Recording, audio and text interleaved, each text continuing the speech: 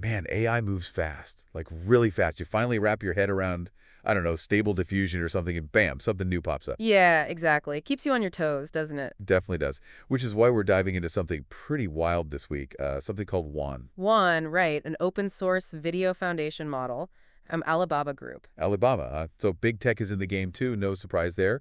But we got this in-depth report on it, and, well, it's dense. So we're going to break it down for everyone. Absolutely. I mean, there's a lot of technical jargon in there. We want to make sure everyone understands what's important about one, what it can do, why it matters, all that. Right, cut through the noise. So big picture, WAN can make high-quality videos, just from text or images. Yeah, and it can also edit existing videos based on instructions, like simple text prompts. Okay, so kind of like what we've seen with image generation, but for video, now this is where it gets really interesting, right?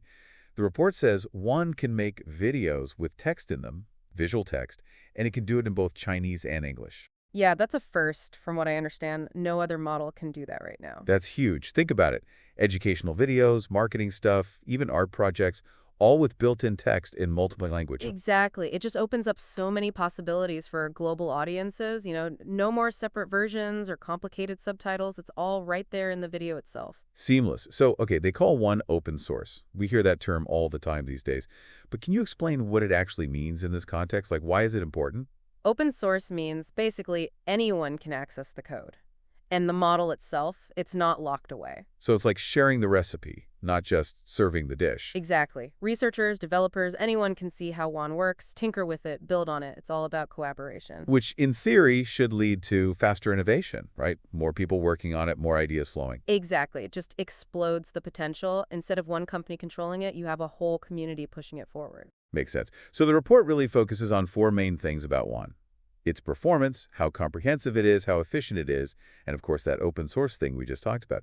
Let's start with performance. What are they saying about how good WAN actually is? Well, they claim it has leading performance, especially their 14 billion parameter model. Okay, 14 billion parameters. That sounds like a lot. What does that even mean? Parameters are like the variables the model learns during training. So 14 billion is a huge number. It means it's a very complex system and potentially very capable. Right, so more parameters, more brain power, basically. It could say that, yeah. And to get to that level, they trained it on a massive amount of data. Billions of images and videos. Billions? I mean, that's just mind-boggling. It's like learning a language by reading every book ever written. Yeah, the data is key. The more diverse and high-quality data it learns from, the better it gets at understanding and generating videos. Makes sense. So how do they actually measure how good it is? They have this thing called the one-bench score and the human preference win rate. They compare one against other models like Mochi, Hunyuan. And Sora, right? That one's been getting a lot of buzz. Exactly. And they're saying WAN beats them all. That's what they're claiming, yeah. They even say it outperforms state-of-the-art commercial solutions across various benchmarks. Bold claim. But hey, if they have the data to back it up. That's the key, isn't it? Okay, so performance-wise, WAN seems to be at the top of the game, but you mentioned it's also very comprehensive. What does that mean exactly? Comprehensive meaning it can do a lot of different things. It's not just a one-trick pony. They actually offer two versions of one, a larger one with 14 billion parameters and a smaller one with 1.3 billion. So a heavy hitter and a more lightweight option. Exactly. And they say it can handle like 8 different applications. Image to video, video editing, personalized video generation, you name it. Wow, so it's a real multi-tool, and that dual language text thing, that plays into the comprehensive aspect too, right? Absolutely. It's about being versatile, adaptable to different needs and situations. Okay, now let's talk about efficiency. Not everyone has access to, like, a supercomputer, right? Right, and that's where the smaller 1.3 billion parameter model comes in. They say it only needs 8.99 gigabytes of VRAM. So pretty much any decent gaming PC could handle that. Yeah, most likely. It's designed to be more accessible to a wider range of users. That's great. It means more people can experiment with this technology, and they're not even sacrificing that much performance with the smaller model, are they? They claim it actually performs better than other larger open source models, specifically for text-to-video generation. Wow, so smaller and faster. That's impressive. Okay, let's circle back to the open source thing. We talked about the general benefits, but what are the WAN team's specific goals with making this open? They want to foster the growth of the video generation community. That's a direct quote from the report. So they're actively encouraging people to use it, learn from it, improve it? Exactly. They see it as a way to fuel innovation in the whole field, not just for their own benefit. Really embracing the collaborative spirit.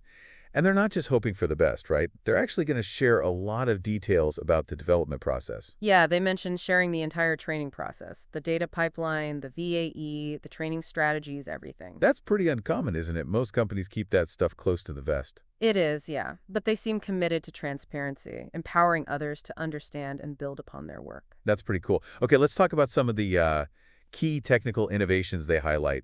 What makes WAN tick? One big one is their spatiotemporal variational autoencoder.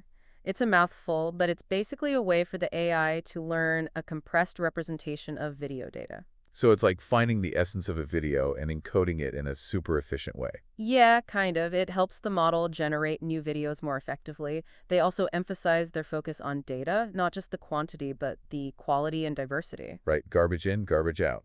Exactly. They have a whole data cleaning process to make sure they're training one on the best possible data. Like refining the raw material before building with it. Yeah, that's a good analogy. And then they have this one bench system. It's a set of automated metrics to evaluate how good the generated videos are. So it's not just subjective opinions, they're actually measuring it objectively. Right. They look at things like motion realism, physical plausibility, image quality, all those things we talked about earlier. Makes sense. Okay, let's move on to the applications. What can you actually do with this thing? The report mentions image to video as one application. What is that exactly? It's pretty much what it sounds like. You give it a static image and a text prompt, and it generates a video based on that. So I could give it a picture of, let's say, a cat sitting on a couch, and the prompt, the cat jumps off the couch. Yeah, and it could create a video of the cat jumping off the couch. That's wild. What about unified video editing? That sounds pretty powerful. This is all about editing existing videos using instructions. They have this VASE framework that can handle all sorts of editing tasks. So I could say, make the sky in this video red, or add a dog running through the scene. Yeah, things like that. They even have a way to specify specific areas for editing using masks. Wow, so really precise control.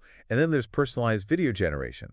What's that all about? This one's interesting. You can create videos featuring specific people based on just a few input images of their face. So I could take some pictures of my friend and then have one generate a video of him, I don't know, dancing on the moon. Pretty much, yeah. It's all about creating personalized content. That's amazing. And what about real-time streaming video generation? Real-time, huh? Yeah, this is about generating continuous videos, potentially infinite in length, and in real time. So like a never-ending AI-generated movie. You could think of it that way, yeah. They've combined their streamer approach with these consistency models to achieve this. And they say they can get frame rates of up to 16 frames per second. It's pretty smooth. Yeah, and they've even found ways to make it work on consumer-level devices. That's incredible. Finally, they mentioned video to audio generation, so WAN can make soundtracks too. Well, background sounds and music, at least, not speech yet. It uses both the video content and text prompts to generate the audio. So if I give it a video of a forest, it could create the sounds of birds chirping and wind rustling through the leaves. Exactly. It adds a whole other layer of realism to the generated videos. That's pretty amazing. Okay, so WAN sounds incredibly powerful, but no technology is perfect, right? What are some of the limitations they mentioned in the report? Well, one challenge is preserving fine details in videos with large or fast movements. That's still a tough nut to crack. Yeah, that makes sense. Capturing those subtleties when things are moving quickly is probably really hard. Another thing is the computational cost. The larger model still requires a lot of processing power, even though they've made it more efficient. Right, so the smaller one is more accessible, but the really powerful one still needs some serious hardware. Yeah, that's the trade-off. And they also mentioned that WAN might not be great at highly specialized tasks, like medical imaging or scientific visualizations. It's more of a general-purpose tool. Right, so it's not a magic bullet for every single video need, but it's still a huge step forward. Definitely. And they're actively working on addressing these limitations. They talk about scaling up the data and the model size, and they're encouraging the community to contribute to the development process. So it's an ongoing journey, not a finished product. Exactly. And that's what makes it so exciting. Well, this has been a fascinating deep dive into WAN. A lot to unpack there. Yeah, it's a complex topic, but hopefully we've shed some light on it. I think we have. So just to recap, WAN is a powerful, open source video generation model. They can do a whole lot of amazing things. It's still under development, but it has the potential to revolutionize how we create and interact with video. Absolutely. It's a game changer, and we're just at the beginning. Right. So as you're listening to this, think about the possibilities. What kind of new video content will we see? What new applications will emerge?